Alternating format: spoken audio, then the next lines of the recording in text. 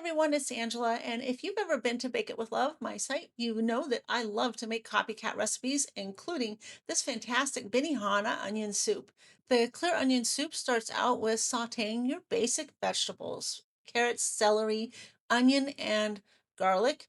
Don't chop them too finely. You want enough area when you chop them so that they release their juices into the base of our soup, but they don't need to be finely chopped. So just a rough chop and start sauteing it. You don't need oil, but if you do want to use oil, the best copycat for a restaurant-like version would be soybean oil.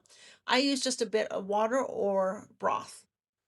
We're going to saute those vegetables until they're fragrant, and it doesn't matter how soft they are because we're going to strain these out. And once we have like the house is starting to smell really good, we're going to add some water and chicken broth and soy sauce. Then we'll simmer the vegetables for about 30 minutes.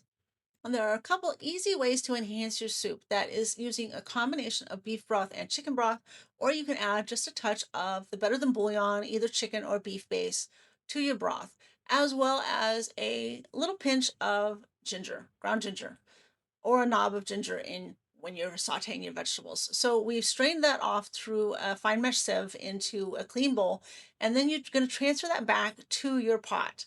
We're going to keep this on low heat while you're serving. Add your thinly sliced mushrooms to the soup if you're serving it now. If you're going to serve this later, just store the broth as is and add your mushrooms and everything when serving. Dish this up with a bit of sliced green onions or scallions, and then a quarter cup of the fried onions per each of your portions. Season to taste with salt and pepper and enjoy this homemade version of the Japanese clear onion soup or Benihana onion soup that is so fantastic. And it's just like what you remember at the restaurant. Be sure to like, follow, and subscribe. Then visit Bake It with Love for over 2,000 recipes to help you love the food you make. Thanks so much for watching, and we'll see you next time.